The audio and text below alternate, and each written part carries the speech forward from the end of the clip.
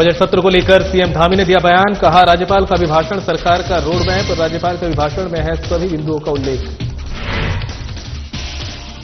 UCC को लेकर कांग्रेस प्रदेश अध्यक्ष करण माहरा ने एकीपीसी यूसीसी को लेकर के कई सवाल। धामी सरकार पर साधा निशाना। काशीपुर एसपी कार्यालय में जनता दरबार आयोजित। एसएसपी ने सुनी फरियादियों की समस्याएं। मौके पर किया अधिकतर समस्याओं का निस्तारण। रुड़की नगर निगम में तहसील दिवस का आयोजन। डीएम ने सुनी फरियादियों की समस्याएं। मौके पर ही कई समस्याओं का किया निस्तारण। और देवप्रयाग में पुलिस और एसओजी टीम को मिली सफलता। गैंगस्टर में फरार चल रहे 2 बदमाशों के गिरफ्तार। कोर्ट के आदेश पर बदमाशों को भेजा जेल। नमस्कार, उत्तराखंड की खबरें लेकर मैं हूं आपके साथ संदीप निरंजन। सरकार खबरों का रुख कर लेते हैं, जहां पर सीएम पुष्कर सिंह धामी ने बजट सत्र को लेकर बयान दिया है। राज्यपाल के अभिभाषण के साथ बजट सत्र का हुआ शुभारंभ। राज्यपाल का अभिभाषण सरकार का रोड मैप को मानकर प्राथमिकता पर कार्यों को बढ़ाएंगे आगे। राज्यपाल के अभिभाषण के में सभी बिंदुओं का उल्लेख। उत्तराखंड का 25वां वर्ष, रजत जयंती वर्ष में राज्य सरकार नवाचारों और संकल्पों को बढ़ाएगी आगे। विकास यात्रा अनवरत चले, बजट में किया गया प्रावधान। पीएम मोदी के विकसित भारत के संकल्प को पूरा करने में उत्तराखंड देगा अपना योगदान। हर दृष्टि से बढ़ रहा उत्तराखंड। राज्य में एक समान कानून हुआ लागू। बेरोजगारी दर में 4.4% की आई कमी। राज्य हित में लिए कई ऐतिहासिक निर्णय। प्रदेश में बने कई नए कानून। अन्य राज्य भी उत्तराखंड के फैसलों को कर रहे हैं लागू। भारत का सर्वश्रेष्ठ राज्य बने उत्तराखंड, ये है हमारा संकल्प, कहना है सीएम धामी का। आज बजट सत्र का शुभारंभ हुआ है और माननीय राज्यपाल महोदय के अभिभाषण से इस बजट सत्र की शुरुआत हुई है। राज्यपाल महोदय का अभिभाषण हमारी सरकार का रोड मैप है और जो भी वक्तव्य आज, जो भी भाषण माननीय राज्यपाल महोदय ने दिया है, उसको रोड मैप मानकर उसको आगे के लिए करने वाले कामों की प्राथमिकता में रखकर हमारी सरकार उस पर आगे बढ़ेगी। और ये जो वर्ष है, हम सभी जानते हैं कि उत्तराखंड राज्य का ये 25वां वर्ष है, रजत जयंती वर्ष है और इस रजत जयंती वर्ष को सरकार राज्य को समर्पित करते हुए नवाचारों को लेकर आगे बढ़ेगी, एक संकल्प के साथ आगे बढ़ेगी। और जो हमारी विकास यात्रा है, इस विकास यात्रा को अनवरत रूप से चलाने के लिए इस बजट में प्रावधान किया जाएगा। और साथ ही माननीय राज्यपाल महोदय के अभिभाषण में सारे बिंदुओं का उल्लेख किया गया है।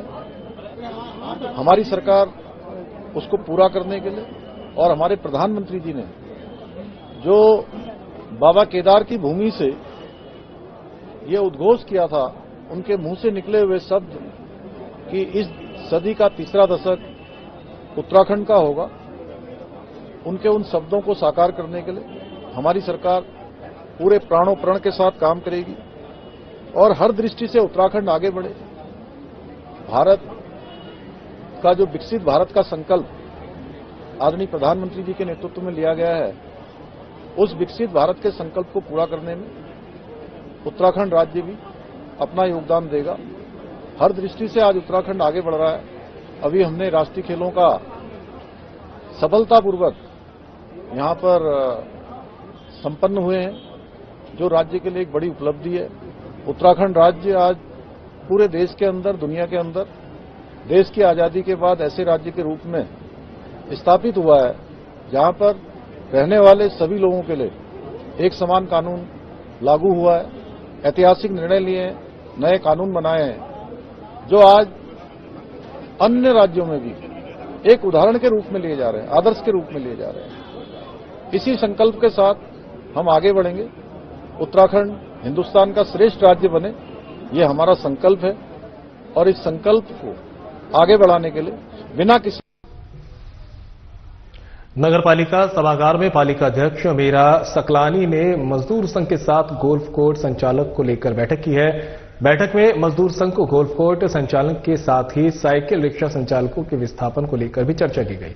बैठक तय की है कि वन टाइम सेटलमेंट के अंतर्गत रिक्शा संचालकों को स्थापित किया जाएगा। रिक्शा संचालन पर आश्रित महिलाओं की वेंडर जोन में व्यवस्था की जाएगी। पर्यटन नगरी मसूरी में 121 साइकिल रिक्शा नगरपालिका में पंजीकृत है, जिसमें रिक्शा संचालन समाप्त कर गोल्फ कार्ट का संचालन किया जाना है, जिसको लेकर सरकार और नगरपालिका लगातार प्रयासरत है। नगरपालिका अध्यक्ष मीरा सकलानी ने कहा कि मजदूर संघ के साथ बैठक सकारात्मक रही है और उन्हें गोल्फ कार्ट संचालक के लिए कहा गया है। साथ ही मसूरी विधायक और कैबिनेट मंत्री गणेश जोशी के साथ बैठक आयोजित की जाएगी, जिसमें साइकिल रिक्शा संचालन समाप्त कर गोल्फ कार्ट का संचालन शुरू किया जाएगा। मजदूर संघ अध्यक्ष रणजीत चौहान ने कहा कि गोल्फ कार्ट का इंश्योरेंस होना आवश्यक है और रिक्शा संचालन आश्रितों को विस्थापन किया जाएगा।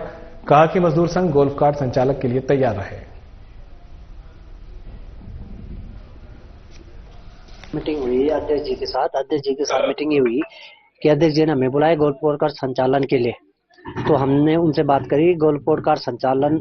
पहले तो ये गोल्फ कार्ट 14 जो गाड़ियां आई ये मंगाई किसने? पालिका ने मंगाई, ये कोई ठेकेदार है? तो अध्यक्ष जी ने बोला जो ठेकेदार की गाड़ियां हैं, जो 12-13 गाड़ियां हैं, वो तो बाइकाट है, हमें उससे कोई लेना देना नहीं है। लेकिन ये टोटल 121 रिक्शा श्रमिक है, 121 रिक्शा मसूरी में चलते हैं, जो रजिस्टर्ड है, नगर पालिका के अधीन चलते हैं, जिन्हें लाइसेंस भी नगर पालिका अधिकृत करती है। आज बैठक थी गोल्फ कार को लेकर के और उनके साथ काफी अच्छी वार्तालाप हमारा रहा है। और क्योंकि 2-3 मुद्दे जो उनकी तरफ से थे, एक तो ये है कि जो वन टाइम सेटलमेंट का है वो सरकार की तरफ से वन टाइम सेटलमेंट होना है, उसमें करीबन अभी निश्चित संख्या उनके पास भी नहीं है। नगर पालिका से भी हम लोग उसकी छन्नी करेंगे। कार का वो मजदूर संघ गोल्फ कार का संचालन करे, ये सारी वार्तालाप उनके साथ हुई है। क्योंकि उनकी जो डिमांड है वन टाइम सेटलमेंट की वो थोड़ा ज्यादा है, उनके साथ एक बार फिर से हम लोग एसएसपी मणिकांत मिश्रा ने एसपी कार्यालय में आयोजित जनता दरबार में फरियादियों की समस्याओं को सुना। इस दौरान एसएसपी ने मौके पर अधिकतर समस्याओं का निस्तारण किया। वहीं अधिकारियों को मौके पर जिन समस्याओं का समाधान नहीं हो पाया उनका 1 सप्ताह के अंदर निस्तारण करने के निर्देश दिए हैं। जनता दरबार में अधिकतम शिकायत जमीन जायदाद, मारपीट, दहेज और घरेलू हिंसा को लेकर आई। आपको बता दें कि एसएसपी मणिकांत मिश्रा हर मंगलवार को जनता दरबार लगाते हैं। जनता दरबार में लोग अपनी फरियाद एसएसपी के समक्ष रखते हैं, जिसका जल्द से जल्द निस्तारण किया जाता है।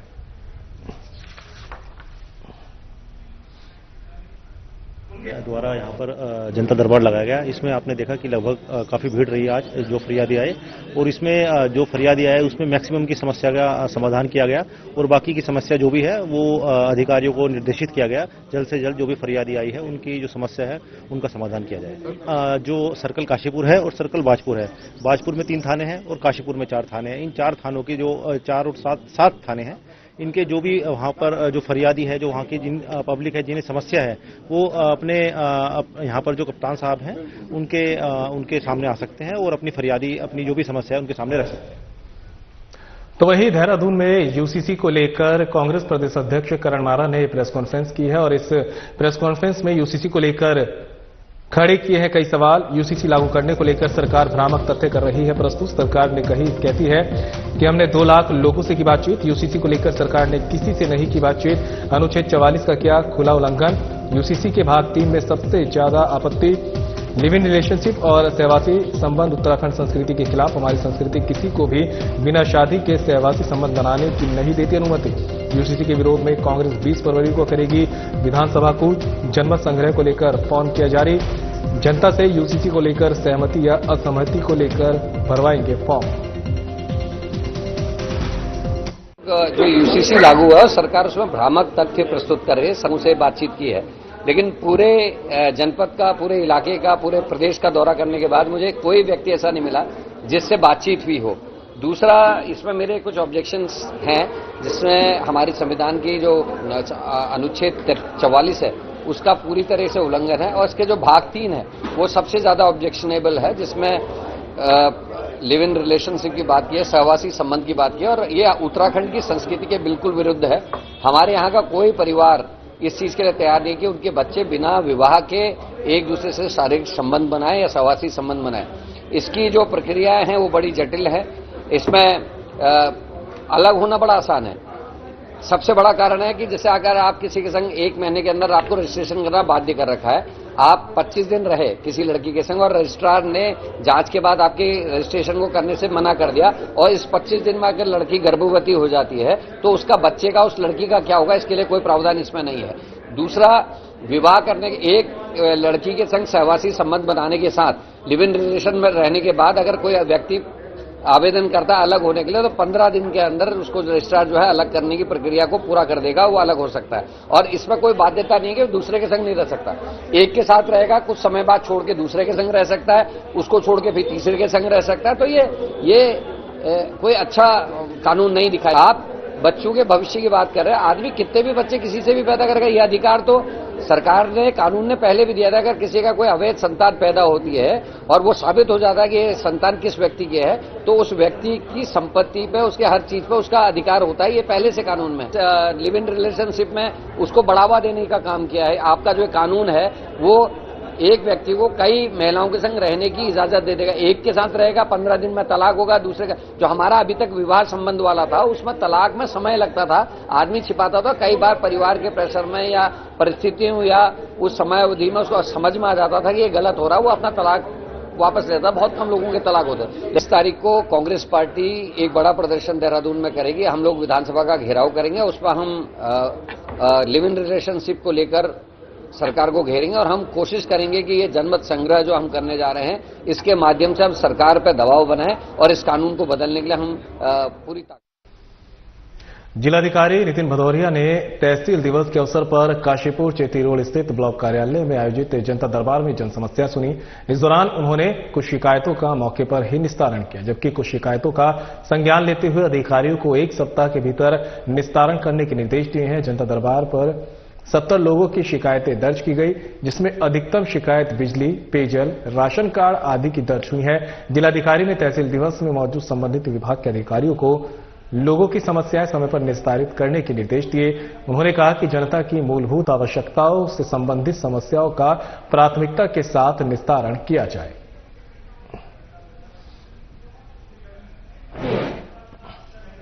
पचावन शिकायतें आ चुकी हैं, अभी ऑनगोइंग यहाँ पे चल रहा है, तो लगभग हम लोग 60-70 के आसपास शिकायतें हम लोग एक्सपेक्ट कर रहे हैं। लगभग जो शिकायतें आ रही हैं कुछ राजस्व विभाग की आ रही हैं, जिनमें ऑन द स्पॉट इंस्पेक्शन कराए जा रहे हैं और 28 फरवरी तक सारे इंस्पेक्शन लाइंड अप किए गए हैं। इसमें कुछ चकबंदी विभाग से भी रिलेटेड है, तो उनका भी मौका मुआयना कराया जा रहा है। जहाँ प्रार्थी संतुष्ट नहीं है वहाँ तहसीलदार भी अपना जाकर कार्रवाई करेंगे। इसके अलावा कुछ जो हमारी स्कीम्स ऐसी हैं जो हमारे ब्लॉक से संचालित होती हैं, जैसे हमारे सीसी मार्गों को, तो उनके एस्टिमेट्स भी हम लोगों ने यहाँ से पास कर दिए।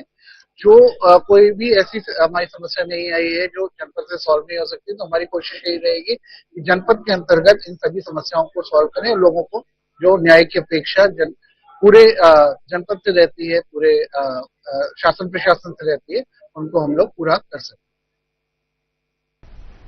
हरिद्वार के डीएम कर्मेंद्र सिंह की अध्यक्षता में रुड़की नगर निगम में तहसील दिवस का आयोजन हुआ। इस दौरान डीएम ने तहसील परिसर में फरियादियों की समस्याओं को सुना, जहां कुल 34 शिकायतें प्राप्त हुई, जिनमें से अधिकतर शिकायतों का डीएम ने मौके पर ही निस्तारण कर दिया। साथ ही बाकी मामलों पर अधिकारियों को त्वरित कार्रवाई के निर्देश दिए गए।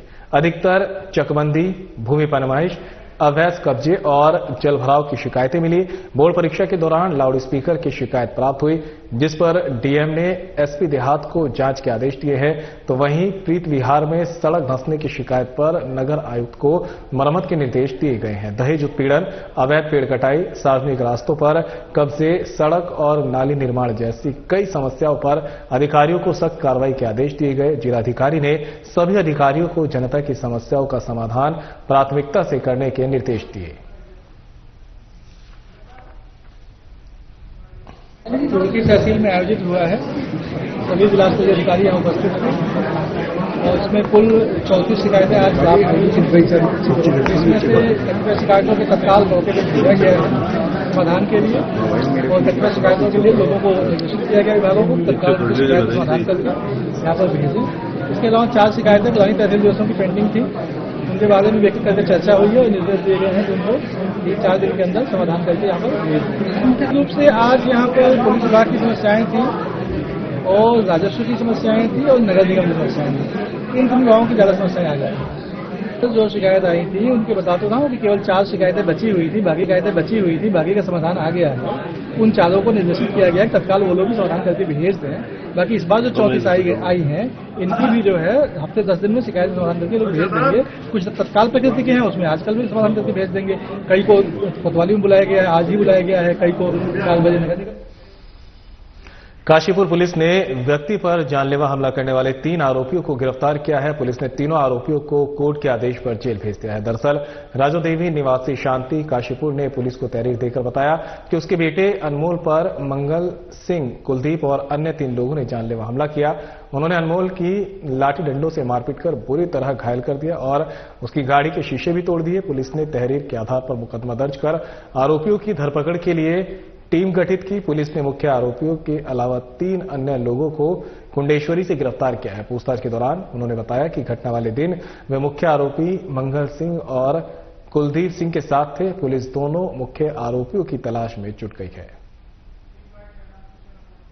जनवरी की ये घटना है। एक महिला राजो देवी काशीपुर निवासी हैं जिन्होंने थाने पर आकर तहरीर दी थी कि उनके बेटे अनमोल पर एक मंगल सिंह नाम के व्यक्ति हैं और 3-4 लोग और थे जिन्होंने हमला किया और गाड़ी के शीशे भी तोड़े गए थे। तो उस तहरीर के आधार पर कोतवाली काशीपुर में मुकदमा पंजीकृत किया गया और तभी से हम इनके जो नामजद हैं उसके अलावा जो व्यक्तियों की है इनकी तलाश जारी थी।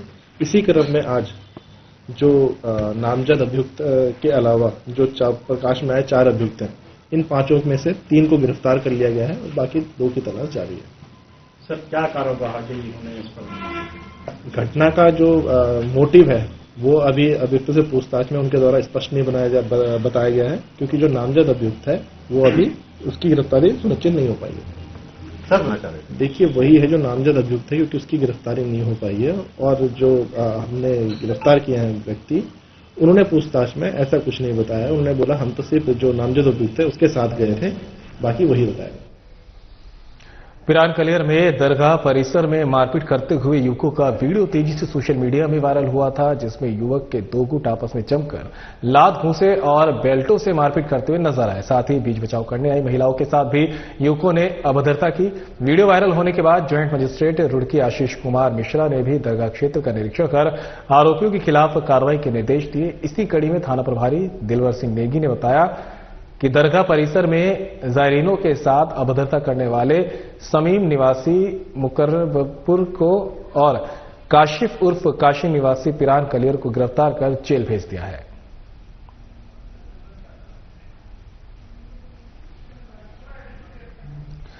तो खबर आप तक पहुंचा रहा है पिरान कलियर से, जहां पर दरगाह परिसर में मारपीट करते हुए युवकों का वीडियो तेजी से सोशल मीडिया पर वायरल हुआ था, जिस पर पुलिस ने अब तत्काल कार्रवाई की है और आरोपियों को गिरफ्तार किया है। 2 आरोपी पकड़े गए हैं। तस्वीर देख सकते हैं इन आरोपियों की। वीडियो वायरल होने के बाद ज्वाइंट मजिस्ट्रेट रुड़की आशीष कुमार मिश्रा ने भी दरगाह क्षेत्र का निरीक्षण किया था। देवप्रयाग थाना पुलिस और एसओजी की टीम ने गैंगस्टर एक्ट में फरार चल रहे 2 बदमाशों को गिरफ्तार किया है। बदमाशों को पुलिस और एसओजी की टीम ने कोर्ट के आदेश पर जेल भेज दिया। मामले में पुलिस ने अग्रिम कार्रवाई शुरू कर दी है। पुलिस कप्तान आयुष अग्रवाल ने बताया कि फरार चल रहे बदमाशों की गिरफ्तारी के लिए लगातार प्रयास किए जा रहे हैं। इसी कड़ी में गैंगस्टर एक्ट में फरार चल रहे शिवम और कुणाल निवासी ऋषिकेश को गिरफ्तार करने की जिम्मेदारी देवप्रयाग प्रभारी थाना अध्यक्ष दीपक लिंगवाल के साथ एसओजी प्रभारी ओमकांत भूषण की टीम को दी गई, जिसके चलते आज चंद्रभागा पुल के निकट से पुलिस और एसओजी की टीम ने बदमाशों को गिरफ्तार करने में सफलता हासिल की है। बदमाशों को एसओजी के राजेंद्र रावत, विकास सैनी और देवप्रयाग थाना के एडिशनल एसआई योगेंद्र शर्मा ने जेल पहुंचा दिया है। दोनों बदमाशों की गिरफ्तारी को लेकर 5000 का इनाम भी रखा गया था, जो पुलिस टीम को दिया जाएगा।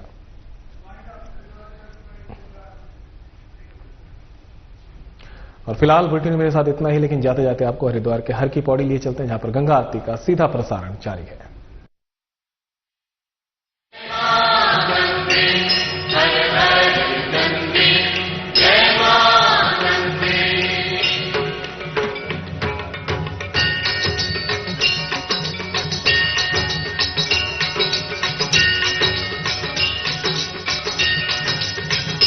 ओम जय गंगे माता, श्री जय गंगे माता, जो नर तुझको ध्याता, जो नर तुझको ध्याता, मन वांछित फल पा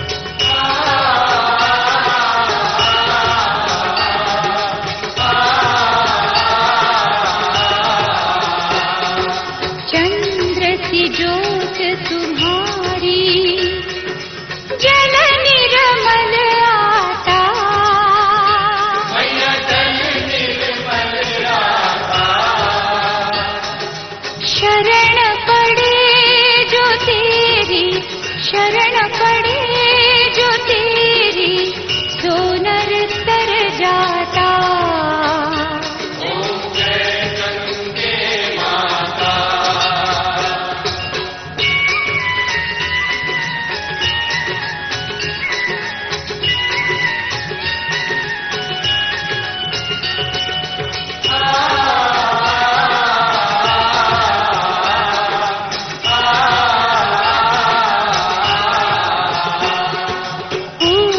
सगर के पारे सब जग को ज्ञाता।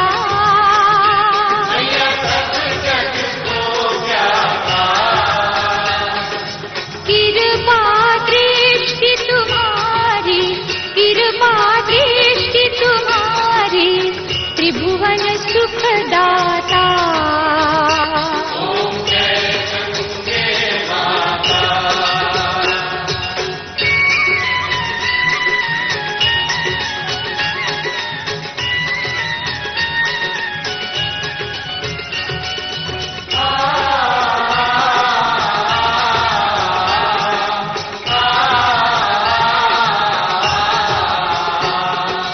एक ही बार जो तेरी शरणागति आता।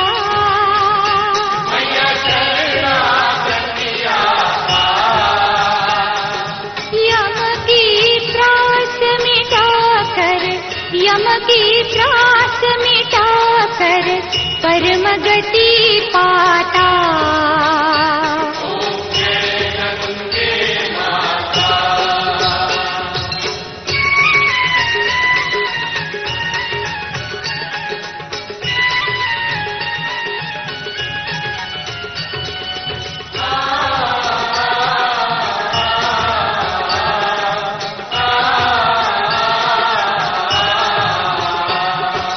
आरती मात तुम्हारी जो जन नित गाता।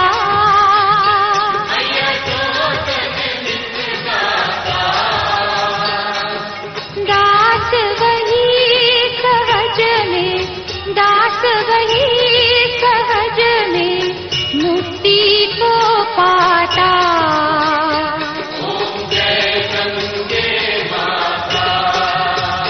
ओम जय गंगे माता, श्री जय गंगे माता।